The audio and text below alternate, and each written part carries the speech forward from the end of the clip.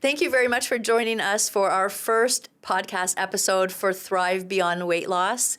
Today we're going to talk about just the things that we go through in different generations and how we feel about our body and how to move forward from that. Hi, I'm Brooke Lyons. A few years ago, I lost 50 pounds and finally got my life back. I've uncovered the tools that allowed me to keep the weight off and help hundreds of my clients also lead a healthy and vibrant life. Losing weight is only the beginning, and being happy and healthy is so much more than just a number on the scale. So join me as we discover how to thrive beyond weight loss. Thank you so much for joining us at Thrive Beyond Weight Loss. I'm Dr. Brooke Lyons. And I'm Victoria Lyons. And we just wanted to start a podcast. In fact, I started to do a podcast with my husband about 3 years ago because there's so many things to talk about. And I feel like sometimes we feel so alone in our journey that we wanted to bring people together with the things that really matter to us. And so just the blessing is that I have my daughter here who is an adult now, which is, as if you're a parent, you know how fast this goes. So we just wanted to get on and talk about some of our life journey. A lot of it will be thriving beyond our weight loss because I feel like sometimes life gets tough and we just don't know where to go from here, right? Yeah. You have that feeling sometimes? Growing up, yeah, a lot. Yeah. Now that I'm finally an adult, definitely. Mm-hmm. So that's it. And so I love this because you have the generational differences, right? That Victoria is in her 20s, I'm in my 50s. So life is the same but different, but it's not easy to impart our wisdom to the young people. So we're going to just share our experiences so that you can kind of, take what you want and leave the rest. Exactly. So did we want to have anything we wanted to start with today? I don't know what's on your mind. Well, like lifestyles, I think. Lifestyles. Because I think we do our best, right? Like we're walking forward every day. But I remember when you guys were little, life was tough because I was trying to learn a new thing. I didn't want to mess you guys up too bad or at all, I don't think really. you did. Thank you. But there were days, you're worried about these things.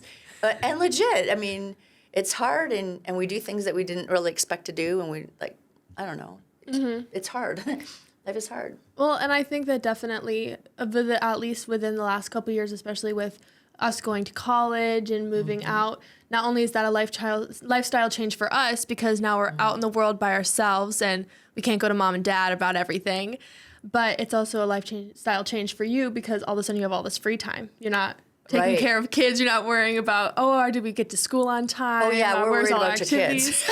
Well, but not in the sense that we're not living at home anymore. Right. So you're an empty nest. I'm not the chauffeur anymore. And just a little bit about my story. When they left, I was right around menopause age, and I started to gain weight. And I had a couple of different experiences. First of all, I gained 30 pounds, and then I was like, what the heck? But then the next year, I had 20 extra pounds all of a sudden. And I'm a doctor, so I know a lot about the body, but I just couldn't figure out how to get that weight off. I tried like eating less, working out more. I tried all the different diet plans you can do, and just nothing was working the way it used to, until it was. Mm-hmm. And so that's kind of partly what we're going to be talking about during this podcast is the things that have worked, but truly health works. Health just works. And so if we can, explain to you that fruit and vegetable and meat and healthy fat, that will help your body to become healthier so that your body can release the fat and the unwanted sludginess that we feel. Because when you guys left, it's depressing, right? Your whole life is going fast. And then stops. Yeah. And you're not really sure what to do with that. So yeah, I think that has a lot to do with it. So is there anything in your lifestyle that kind of impacts you?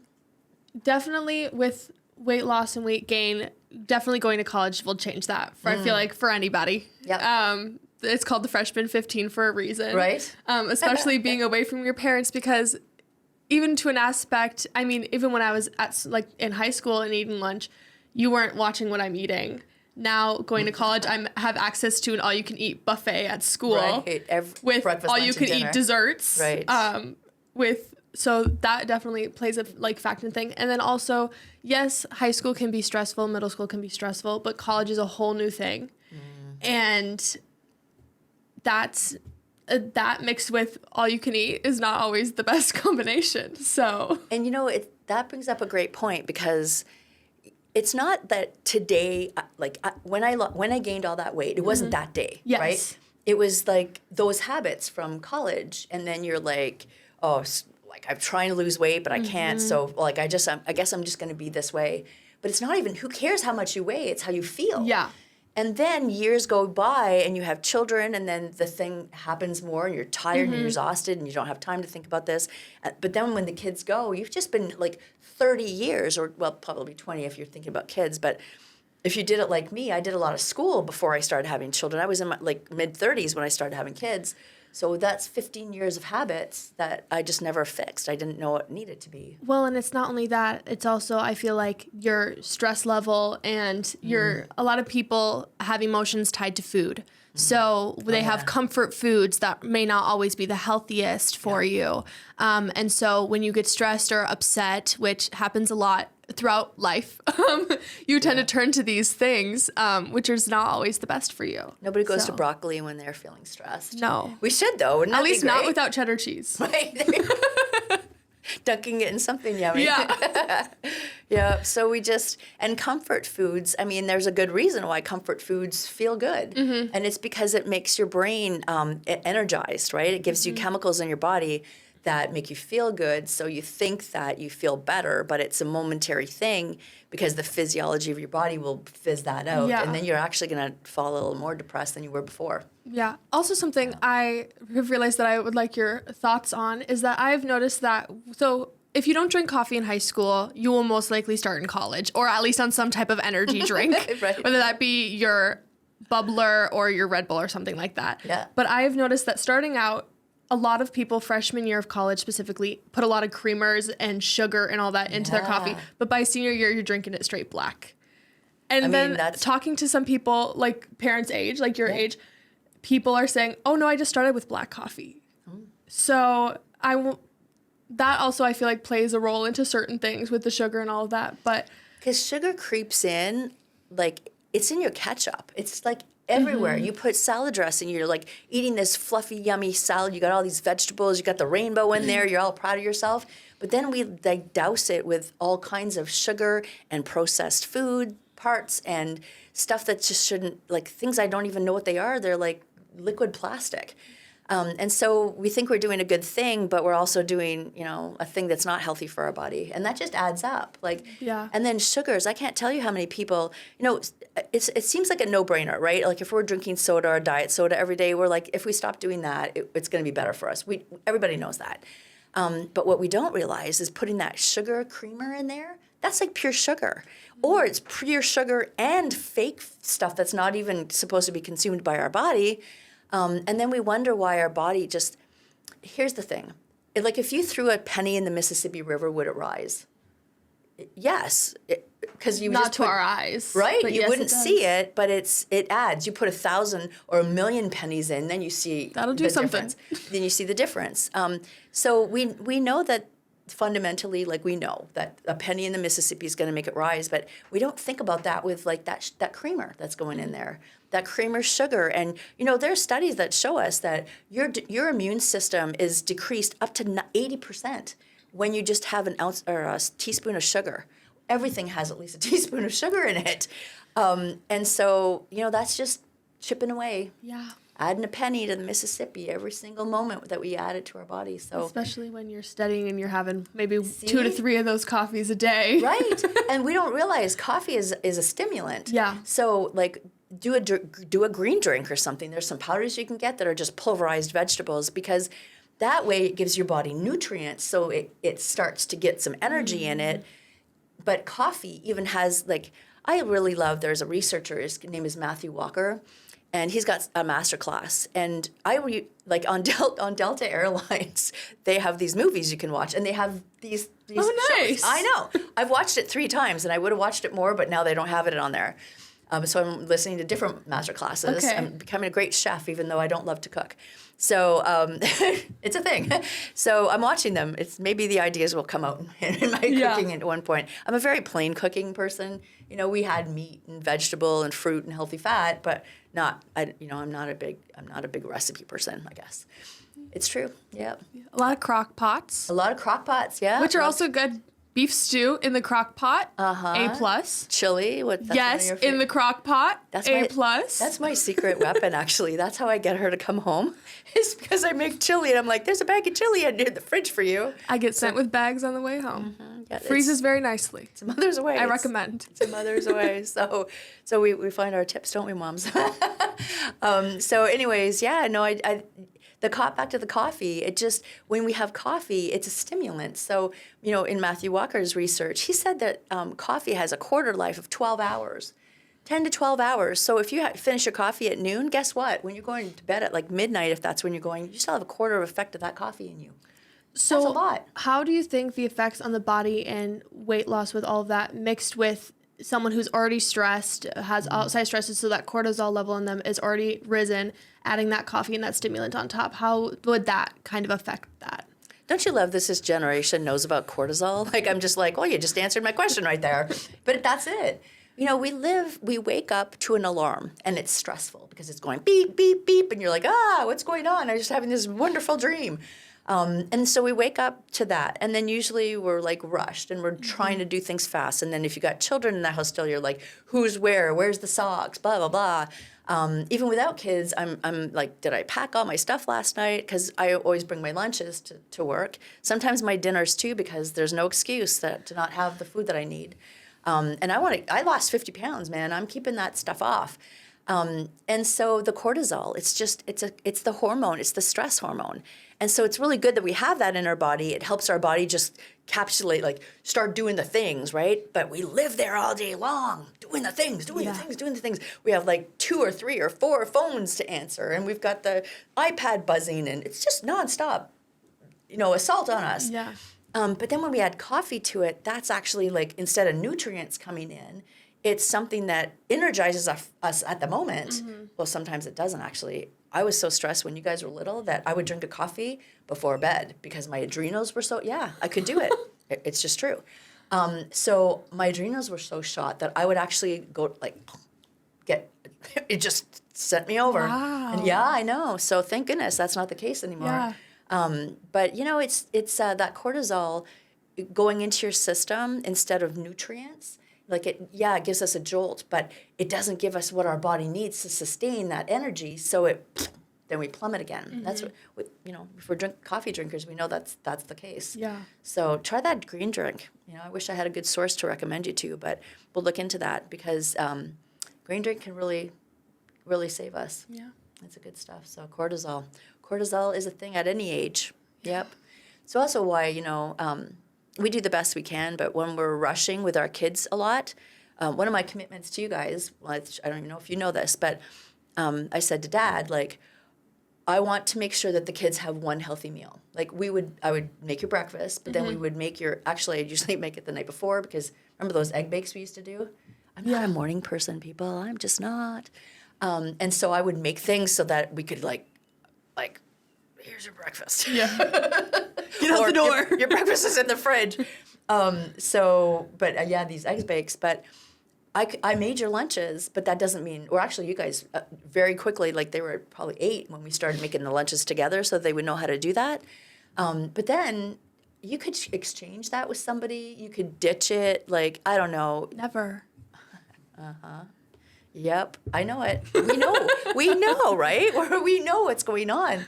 But my commitment to you at dinner time was no matter what's going on, even if we're driving, like the kids were busy, soccer and show choir, all the stuff. But I had bagged lunches for them, containered lunches for them, or dinners, pardon me, because that was my commitment. I wanted you to have one good meal because we have no control when they're not at the house. And we know that at school they're eating like cupcakes and all this stuff, these treats. It's not a treat anymore. It's a daily thing, right? Not when I was in high school. Well, grade school was. Oh, yeah. Grade school sure was. It wasn't in high school? No, it was usually treats like that were saved for end of the year, like or Nice. end of the semester. Yeah. Except for I guess we did bring in some stuff. Oh, remember that year with the apple? I love April Fools. My mentor, Carol, used to love April Fools. Don't ever ask your mom to do your April Fool's jokes for you So- because she will end up April Foolsing you instead of you April Foolsing your friends. So we did candied apples on April Fool's Day. They're supposed to be onions. Right. Well, then we were like, oh, the April Fools will be that they're going to be onions, but we were trying to do the healthiest snack. Even if it's covered in caramel, it's a giant apple, right? A lot of sugar, which I wasn't thinking about at that time, but it is. And so I said, Mom, I have to go to bed because I have school in the morning. Can you please do this? And she said, yeah, of course. So she says it the next day, and I'm like, ha ha ha, I'm going to get my friends. Nope. Everyone took a bite. They were all caramel apples. I said, oh, those are supposed to be onions. And they were like, April oh. Fools. And then my mom said April Fools. So. I mean, so that was good times. Good times. Yep. I considered trying to make one that was like special for you that actually had the onion in it, but I just couldn't. I couldn't figure out how to make that happen. So anyways, So we do have some other questions. So if you ever want to ask a question or if you have anything that you want to know, please email us at support@mybodybella.com and we will answer those questions. yeah. But I do have one from Sarah. And the question is, are there any new diets? And if so, like what's the best diet that she can do? Oh, So what would you say to that? that's such a huge question, even though there's not very many words in it. There's always new fad diets that you can do. There's always something, the newest, greatest, this thing. I think my best suggestion is just go back to the basics. Fruit, vegetable, meat, healthy fat. Because when we eat good foods for breakfast, lunch, and dinner, then our body has that chance to get the nutrients that it needs to be able to give us health. And when we have health, our body doesn't need to have all that fat and water, because the inflammation is part of this too. It's Yeah. not just fat that we gain inflammation, and that's what gives us sometimes the arthritis that we feel and the malaise, and we just don't feel good. It's because our systems are so clogged up. So I would say just go back to the basics. Eat real food. Get on a program or find out more about that. Yeah. Because that's the longevity piece to it, right? We can do a diet. We can lose weight. We can do all these things short term that help us to lose weight, but that doesn't help you keep it off. We have to have, like if I go to a graduation party, if there's fruit there, it's set in Jell-O, right? Like it's set in Jell-O. That's Unless where it the was good mine. fruit goes, right? So, and then you look around and there's everybody's favorite foods that are not usually healthy foods. But I don't want to be like on my Fitness Pal, or pardon me, but I just don't. I don't want to be on some kind of app.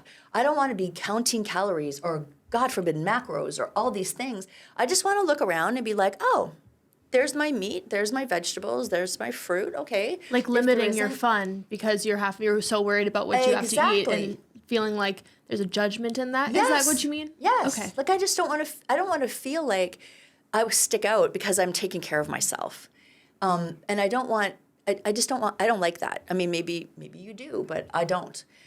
So I just want to be able to walk into a room and choose the things. I feel the same way about menus. Like for when people are on my program, I actually send you or have available menus from all the places because we travel a lot. We should be able to stay healthy when we travel just by looking at any and I've been to some tiny little restaurants that only have like deep fried stuff, and we live in Wisconsin. Deep Yeah. fried, we deep fried pickles. We take cheese and deep fry that. Like Yeah. it's the thing. But there's ways to do this. But if we practice it and know what we're going for, then we get better at it. And our head rises a little bit because we don't have to be like, well, I'm not eating that. Yeah. I don't want to look like I'm doing that. Yeah. So you did mention your program. So what is the name of your program just so we have it on here? Body Bella. Yeah. Body Bella is something that we developed because everybody, I can't say everybody, I wanted to feel beautiful in my body. And life kept happening, and I'm a smart person. I'm a doctor. I know about the body, but I just could never put together how to make that work until I did. Until I learned from another, a group of doctors who taught me that how it all works together with the physiology and Yeah. the physical things we need to change and the psychology I'm not a psychologist. I can't deal with, heavy psychological issues with weight loss. But I can certainly ask some questions. We can get to sometimes the root of what's going on with you just by asking questions Yes. that I can't answer you for, but you'll be like, oh, I never thought about that before. Yeah. Happens every day.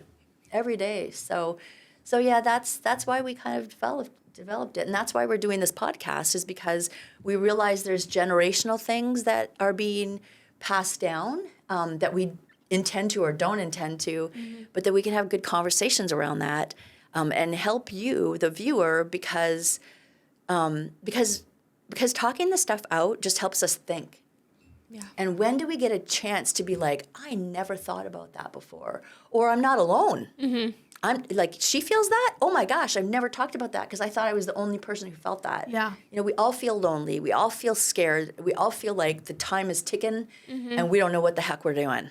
I do anyway. Yeah, and I feel like a lot of the times people don't want to ask their questions they have about their weight loss or weight to like today's day and age is something that I feel like some people, like, we're now letting go of the shame, not the shame of, but the feelings that are tied to it, and we're kind of now talking about it, and it's not becoming a faux pas. It's something that is okay to talk about now, and that we are starting to feel comfortable in our bodies and talk about that. So. Yep. And we all have these human bodies that we're trying to understand how they work. Nobody ever pulls us aside and says, this is how this thing works. Yeah. You can train somebody to replace you in your job. You know all about that.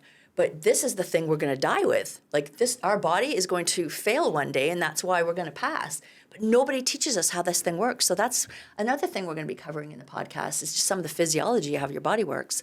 Because if you don't know that, we can't, like, if we don't know how our body works, then we can't make good decisions that lead us down the road to success, right? Yeah. It should be no wonder. But I also want to, approach this tender thing that when somebody asks a question about what are the new plans, it's probably because they've been trying things over and over and they haven't worked. That's because that was a diet. We're talking lifestyle on this show because you can have any diet you want. You can quickly lose your weight, take a long time of it, whatever. If you think that that is going to be a short-term goal, then it's going to last you for the short term. But when we start to think of things differently with that, physiology and the physical things we do and the psychology of it and why we do the things we do, then we have the chance to say, this is my new lifestyle. And we sit up a little straighter because we feel better. We approach our relationships different. We have different mindsets. And it's just really kind of a miracle to see it every day. Yeah. It really is because this is really not about your weight. If you're comfortable where you are, that's what we all want. We don't want to say you have to be a certain weight. That's not at all what the show is about. But if you don't feel beautiful in your body Bella, that's when we want to come together because, we see men and women in our practice. It works for everybody. But my goal is when I was 50 pounds heavier, your dad and I were in Mexico City. And if you've ever traveled a lot, in Mexico City, it's kind of like Aldi. Like if you go to Aldi at night, you might not get what you want, but they'll have it stocked in the morning because they just have a quota for every day. Yes. Well, it seems like that's the thing in Mexico City. Not Mexico, like just Mexico City. They seem to have a quota. Even at the swankiest places, they don't have toilet paper all day long. And so you get really used to having toilet paper in your bag because that's how it works. Yeah. And so we were at a Mayan ruin, and he was climbing up one of the Mayan ruins. And sorry, that's not true. After 50 pounds were lost, we were climbing up. And he grabs my hand and he squeezes my hand and he goes, babe, it's so good to have you back. And I'm like, what are you talking about? I'm with you all the time doing this stuff. And he goes, no, you're not. You're at the bottom of the hill holding the toilet paper. And first I was pissed off at him, actually. I'm like, what are you saying? Yeah. But as soon as I shook my head, I'm like, oh my gosh. It's because we stop being present in our life because we don't have the energy to do the things that we love. And our partner and our people miss us, and we start hiding behind other people in our photographs, or we're not taking photographs at all. And so we have no memories of the things that we're doing. It's our power that we lose when we don't feel good about ourselves. And that's what this show is all about. You answered my question. I was just going to say, do you think it is only about the energy, or do you think it's also kind of a inside you when you don't feel super great about yourself, or you don't like the way that you look, you don't always want to go out and do the things that you used to do, and you don't want to have the interactions because you feel a little ashamed that you are not who you want to be? Just picking out your clothes makes everything impossible. It just feels so heavy and impossible. So that's what we're going to be talking on this show about. I hope you'll join us every time, because we're going to have a lot of fun discussing real life issues between all the generations.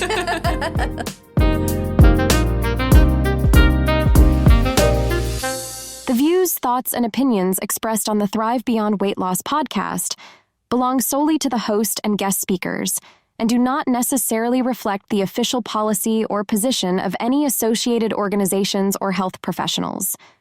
The content provided is for informational purposes only and is not intended as medical advice, diagnosis, or treatment.